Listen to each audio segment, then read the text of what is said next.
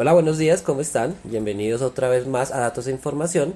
El día de hoy estoy muy contento, nos acompaña Felipe Iriarte, que es un profesional, un restaurador, ahorita él nos comenta más acerca de estos temas.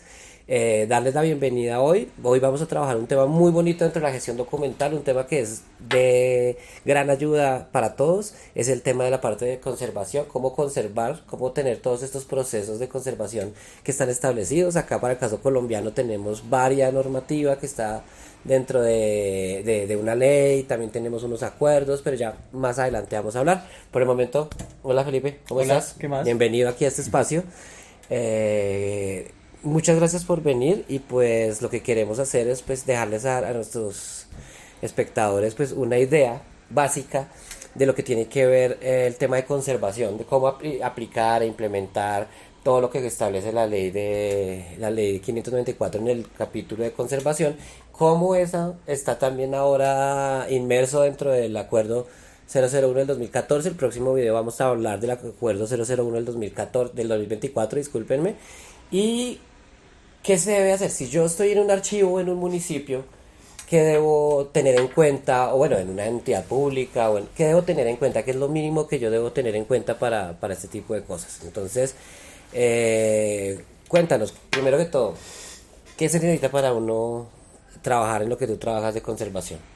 Bueno, para trabajar en conservación y restauración de bienes, en este caso de bienes documentales, se Ujú. necesita pues un pregrado en conservación y restauración de bienes muebles y tener experiencia además en acervos documentales. Obviamente eso es un trabajo interdisciplinario, entonces hay que trabajarlo con otros profesionales, principalmente ciencias de la información Sí. y archivística, biología, microbiología, a veces químicos también intervienen y pues de ahí para allá historiadores, todo lo que utiliza el equipo interdisciplinario de la gestión documental. Perfecto. Hay un tema que siempre me dicen a mí cuando vamos a hacer las visitas y todo ese tema, y es cuál es el marco real, legal o técnico que deben tener en cuenta, que es como lo mínimo. Digamos que obviamente no para el nivel de profesional de ustedes, sino yo como, por ejemplo, secretario general o como o que soy el jefe de archivo, que es lo mínimo, el mínimo marco que yo debo tener, tanto técnico como legal. ¿Cuáles son Ujú. esas normas? Bueno, el mínimo que uno debe tener es la ley 594 de 2000 en el capítulo que habla de conservación y preservación de documentos.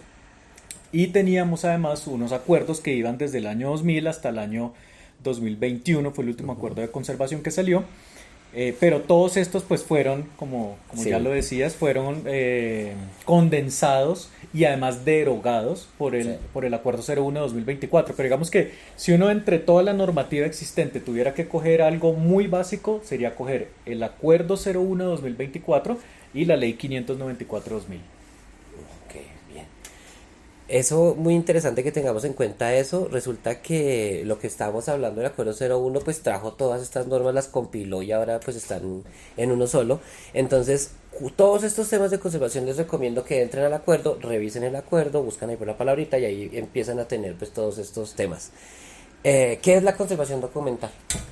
Bueno, Hablamos de los temas, hablamos de todo esto, pero no sabemos qué es. a grandes rasgos, digamos que no vamos a entrar aquí a cosas Ajá. muy técnicas. A grandes rasgos son todas las medidas que yo aplico sobre los acervos documentales, independientemente del medio que posean, del formato, del medio de registro, del soporte que tengan. O sea que la conservación aplica y el sistema integrado de conservación especialmente aplica para todos los medios, para todos los soportes que yo tenga, aplica para documentos físicos, para documentos analógicos, para documentos electrónicos y digitales. Entonces, son todas esas estrategias, todos esos parámetros, todos esos estándares nacionales e internacionales que yo le aplico a mi información, a la documentación, para poder hacer que perdure en el tiempo y que tenga que se pueda utilizar por las generaciones venideras. Ok, perfecto. O sea que prácticamente lo que queremos es preservar o que nuestra información dure en buen estado durante muchos años para precisamente tener una evidencia de estos patrimonios documentales. Otro punto interesante es cuáles son esos aspectos que debo tener en cuenta en mis depósitos de archivos. O sea, sabemos que tenemos el SIG, ¿no? Y el SIG pues se divide en dos aspectos que básicamente es todo el tema del documento físico y todo el tema del documento electrónico, ¿cierto? Centrémonos un poquito en el documento pues análogo, como lo dices. El documento análogo, entonces yo tengo mi archivo, tengo mi espacio, una bodega archivo. ¿Cuáles son esos aspectos mínimos que yo debo tener, por ejemplo, en cuanto a temperatura, humedad, en cuanto a ese tipo de cosas? ¿Qué es lo que yo debo tener en cuenta? ¿Qué es lo que más me podría dañar esa conservación de la documentación? Listo. Bueno, el papel es bastante resistente en comparación a otros soportes, pero de todas formas tanto el papel como películas de acetato, como fotografías, o sea, como muchos soportes necesita unas condiciones de humedad y temperatura, de iluminación, de calidad de aire, bastante específicas para que no se acelere su deterioro. Si uno hiciera unos rangos, igual es muy importante tener en cuenta que esto debe tener de fondo un estudio, ¿no? O sea, no se puede tomar tan a la ligera, sino que pues debe hacerse un análisis de qué tipo de soportes se tienen, pero uno podría hacer un rango que con una humedad relativa entre el 40 y el 60%, digamos que ahí está cogiendo muchos soportes documentales, entonces estar digamos que entre el 40 y el 60%. Bueno, humedad relativa para los que no saben es la cantidad de vapor de agua que hay en un espacio versus la que habría si el espacio está totalmente mojado, por decirlo así. Ok. ¿Listo? Eso es un porcentaje. Si hablamos de temperatura, las temperaturas pueden variar entre 15 y 20 grados centígrados más o menos. Y calidad de aire también tenemos unos parámetros que si bien no son específicos de archivos, sí sirven para seguridad y salud del trabajo y para el área de la salud y para otras áreas. Que es mantener las partículas bajo cierta cantidad, digamos, no llegar a un límite de partículas porque afecta tanto la salud humana de las personas que trabajan en los archivos como la documentación. Esto puede acarrear también un problema de biocontaminación, de microorganismos también. Ok. ¿Y la luz? La luz, bueno, normalmente la luz se maneja a 100, la medida es lux. Sí. Hay otra medida que se utiliza en Europa y en parte de Estados Unidos que es FT, Foot Candle, pero digamos que nosotros manejamos lux acá en Colombia y la medida son 100 lux. ¿Qué Ok. sucede? La degradación de los documentos o la degradación del papel empieza desde los 50 lux, pero los estudios que se hicieron aquí en Colombia iniciando la década del 2000, apoyados además por unos estudios españoles, muestran que el papel puede estar a 100 lux y no tiene inconvenientes porque además nosotros vamos a tener los documentos en unidades, ¿no? En carpetas, en cajas, entonces puede ser 100 lux. Ahora, nuevamente, es bueno tener un equipo que le ayude a uno a analizar esto porque si uno va a la práctica, los 100 lux es muy bajito. Es como para yo tener un almacenamiento que no requiere tanta consulta, un almacenamiento que muchas veces la persona cuando entra a un sitio donde hay 100 lux es una luz muy bajita que no le permite leer bien los documentos. Entonces digamos que ahí es donde entra un poco lo de analizar hasta qué iluminación puede tener uno o qué tecnología también de iluminación puede tener uno. Perfecto. Yo sé que es un poco como meterse en el tema de la profesión tuya y ese tipo de cosas, pero ¿cómo mido entonces yo eso? O sea, yo, por ejemplo, necesito saber, no sé, qué humedad tengo, qué temperatura. Bueno, la temperatura, pues de pronto sí hay mecanismos, pero ¿con qué mido eso? ¿Cómo hago para tener o saber que por lo menos mi archivo necesita una intervención en cuanto a sus condiciones ambientales o a su temperatura y ese tipo de Sí, cosas? pues principalmente es tener unos equipos, tener un termohigrómetro que mide tanto la temperatura como la humedad, tener un luxómetro que mide la iluminación, un radiómetro también que mide la potencia en esa iluminación y además digamos que otras radiaciones que no son visibles, que son las que más afectan a los documentos, no la que nosotros vemos comúnmente. Y también unos monitores de calidad de aire, como monitores de partículas, monitores de gases que me van a permitir saber. Ahora, eh, de ahí para allá viene como un análisis que hace pues el, el equipo interdisciplinario o el profesional Sí. y es empezar a mirar, hacer una inspección en el archivo, en el depósito y mirar cuáles son las fuentes de iluminación, cuáles son las fuentes de humedad, en dónde está ubicado espacialmente dentro del municipio, dentro del edificio, cuáles son los materiales constructivos y con todo este análisis más lo que arrojan los equipos de monitoreo especializados, se hace un plan con el que uno dice, mire, debemos bajar la humedad en este punto, debemos subir la temperatura, debemos eliminar picos de humedad y temperatura, haciendo las siguientes adecuaciones. Bueno, y en cuanto a los rangos, Antes existían unos rangos en el acuerdo 049-2000, pero pues este acuerdo fue derogado por el 01-2024, pero nosotros tenemos dos vías acá en Colombia. Una vía es utilizar la NTC 5921 de 2018, la última versión, que ahí habla un poco de los rangos de humedad relativa y temperatura, que son como las dos variables que más afectan generalmente en los archivos en Colombia y en las regiones además, son muy difíciles de controlar. Y la otra es pues que se haga un análisis, porque también los últimos estudios a nivel mundial, en la última década se ha visto que poner unos rangos tan estrictos en la humedad relativa y la temperatura no es lo adecuado, porque van a existir zonas donde el papel se acomoda mucho más a la temperatura y humedad de esos municipios, de esas zonas, que en otras partes. Por ejemplo, es muy distinto yo intentar tener un rango de humedad relativa y temperatura en Estados Unidos, en el norte de Estados Unidos, a tenerlo en el Ecuador, ¿no? Ahí ya varían bastante, entonces hay que entrar a analizar cuál es el mejor rango para los documentos de mi archivo.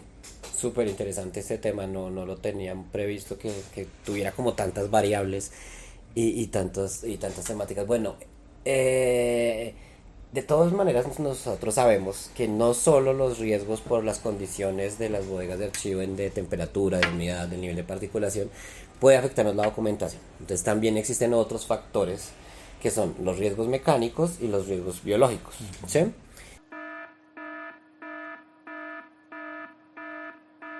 Cuéntanos un poquito sobre los riesgos biológicos, que cuando vamos a cualquier archivo y entramos y hay plagas por todo lado y todo este tema. Entonces cuéntanos un poquito de esos riesgos.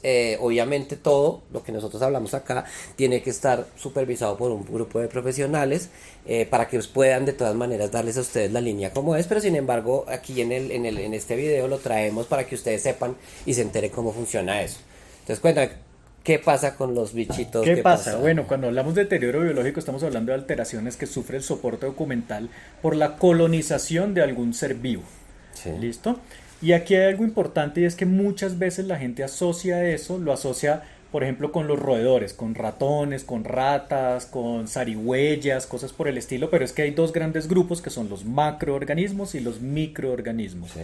Entre los macros nosotros podemos tener pues roedores, podemos tener insectos rastreros y voladores, podemos tener animales mayores, puede darse unos casos muy especiales como de gatos, por ejemplo, Okay. como de zarigüeyas pues muy grandes, de otros tipos de animales salvajes que a veces se meten a los archivos.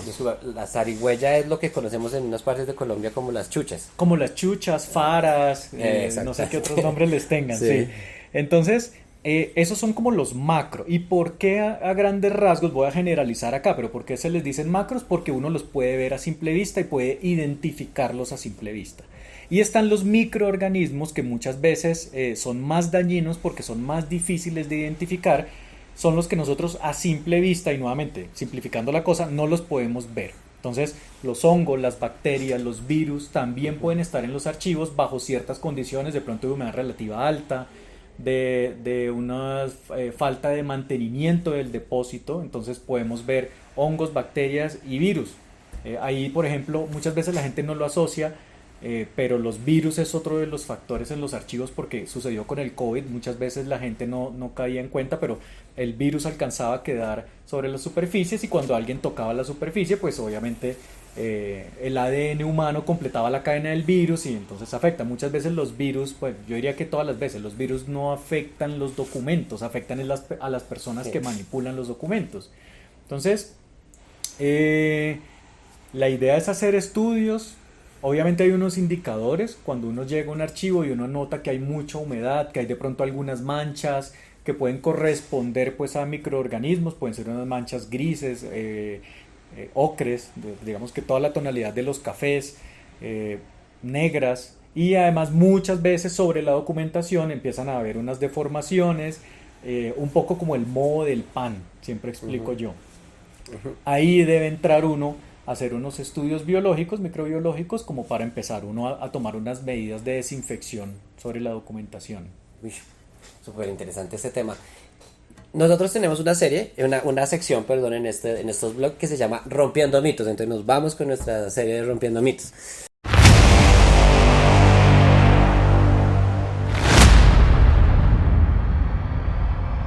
Felipe, ayúdanos a romper ese mito de cuáles son los riesgos reales que podemos tener cuando vamos a un archivo y lo manipulamos sin los elementos de protección. Bueno, ¿Cuáles son esos riesgos reales? O sea, sí, porque siempre decimos mucho cuidado, le da una dermatitis, le da no sé qué, que las respiratorias, pero realmente cuáles son esos riesgos que podemos tener ahí, ya que hablas precisamente de los virus y de las bacterias. sí. Bueno, el primer riesgo es el biológico, digamos que es el más fuerte, diría yo. ¿Por qué? Porque nosotros si no usamos los elementos de protección personal y de manera paralela, si no se implementa el sistema integrado de conservación en el programa de saneamiento ambiental, por medio de limpiezas, de fumigaciones, bueno, de todo lo que se debe hacer, yo puedo infectarme con una bacteria, puedo infectarme con un hongo. Tenemos muchos tipos de bacterias, muchos tipos de hongos, de esos digamos que hay una proporción menor que afectan los archivos, pero esa proporción afecta al ser humano. Entonces yo puedo tener una infección por hongos o por una bacteria, puede ser muy sencilla, puede eliminarse con un ungüento, con una crema, pero también puede durar 2 años, 3 años, 4 años y pues requiere todo un tratamiento médico. Entonces yo diría que el primero es el biológico. Viene otro que se relaciona más como con la manipulación y es que a veces hay malos hábitos, hay malas prácticas, la gente trabaja en gestión documental, no usa los elementos de protección personal o los usa de manera inadecuada y también además mientras está trabajando a veces se mete el dedo en la boca, se rasca la cabeza y entonces lo que sucede ahí es que se está inoculando a sí misma los virus, los hongos, las bacterias, entonces también hay una parte que es como la de manipulación. Ok. Bueno. Sí, pues hay muchos más, pero digamos que los principales, los que hay que ponerle mucha atención son esos. Perfecto, entonces ya escucharon, siempre utilicen los elementos de protección personal cuando vayan a manipular estos archivos, muy importante. Bueno, ya hablamos sobre los riesgos biológicos y todo eso. Ahora, para completar, miremos cuáles son esos riesgos mecánicos que también podemos tener, que pueden poner en riesgo la documentación. Entonces, ¿qué? Cuéntanos, hay otro tema también es, ¿la estantería puede afectar la documentación? Sí, sí, exactamente. Todo lo que nosotros vemos en la parte física, en documentos físicos, viene de unos programas de conservación preventiva que ya están establecidos casi que a nivel mundial. Y uno de los programas habla de eso, de cómo es el sistema de almacenamiento. Yo no puedo llegar, por ejemplo, a poner una estantería fija, abierta, de las estanterías que nosotros vemos en muchos sitios o incluso a veces en tiendas se ven esas estanterías. No puedo poner una de esas estanterías para una documentación que no cuadra con las dimensiones de la estantería. O no puedo llegar a poner una estantería que es en madera sobre una documentación que es en papel, que también es orgánico, es celulósico, y que entonces la madera me va a traer plagas y va a dañar la documentación. Entonces, los sistemas de almacenamiento afectan a nivel de estantería, afectan a nivel de unidades de almacenamiento. También si yo escojo malas cajas, malas carpetas, con diseños que son inadecuados, también daño la documentación. Y finalmente, ya en la producción y gestión de los documentos físicos también está otra parte mecánica y es pues la manipulación. Okay. Cuando la gente manipula de manera inadecuada o cuando tiene unos hábitos que en oficinas son muy comunes, que es como grapar mucho los documentos, perforar mucho los documentos, pegarle cosas a los documentos o arreglar los documentos con las técnicas que la gente conoce, empieza a generar como unos daños mecánicos que incluso a veces también son daños químicos, ¿no? Ok. Vale, bueno, pues no, súper interesante todos estos temas. Entonces ya vimos, ya hablamos un poco acerca de los riesgos biológicos, ya hablamos sobre los riesgos mecánicos que están asociados precisamente a la manipulación o al mobiliario donde está todo esto. Recordemos que tenemos unas normas técnicas, las vamos a dejar aquí en la descripción del video para que ustedes puedan entrar a consultar y para que ustedes puedan verificar todo esto. Bueno, en cuanto a materiales especiales, porque en muchos archivos yo voy y encuentro documentación muy antigua o encuentro videocassettes, por ejemplo, esas cintas requieren alguna conservación especial. Sí, sí, generalmente de acuerdo al material, lo que pasa es que nosotros producimos mucho papel, sí. Entonces uno siempre habla del papel, okay. Pero de acuerdo al material yo tengo que tomar unas medidas especiales. Entonces, por poner un ejemplo, la fotografía debe estar en una temperatura muy específica. No puede estar en la misma temperatura que está el resto del papel porque utiliza pues un papel especial, una película, una albúmina, unas sales de plata, bueno, utiliza otros materiales, lo mismo las cintas de microfilm. Entonces, al ser materiales tan específicos, requieren condiciones muy específicas y asimismo requieren carpetas específicas, contenedores específicos para su conservación. Entonces, por ejemplo, la fotografía tiene algo muy característico y es que yo le mantengo una temperatura, voy a decir acá una temperatura de 16 grados centígrados, pero si esa temperatura se me baja de 16 grados centígrados a 11 grados centígrados, yo puedo tener una cristalización de la fotografía. Entonces, por eso es que es un tema bastante como Complejo. complejo el de otros soportes documentales y es muy bueno que se haga un análisis a conciencia de esas medidas que se van a tomar. Perfecto. Bueno, entonces muy interesante todo este tema. Voy a hacer un pequeño recuento de todo lo que pues necesitan saber los espectadores. Es, primero que todo, si yo tengo o manejo cualquier tipo de archivo, lo primero que tengo que entender es que necesito tener unas condiciones especiales que garanticen la conservación de la documentación. Esas condiciones especiales están ya normadas en el Acuerdo 001 del 2024, ahí pueden encontrar la información. Pero, ¿qué es lo importante? Que hagan su sistema integrado de conservación. Su sistema integrado de conservación completo con todos los programas, que establezcan todas estas técnicas que hoy Felipe nos ha compartido, que revisen bien todas estas temáticas, que lo ejecuten, que no se nos convierta simplemente en un documento, como lo he hablado con el Pinar, que se convierte en instrumentos archivísticos de cajón, los tenemos allá guardados y los sacamos cada vez que viene el ente, el organismo de control a verificarnos y ahí sí sacamos todo. No, la idea es que los usemos, que tengamos esas planillitas, que todos estos programas como están descritos se apliquen realmente en la documentación. No necesitamos grandes presupuestos, no necesitamos grandes equipos, no necesitamos grandes cosas, eso también es importante.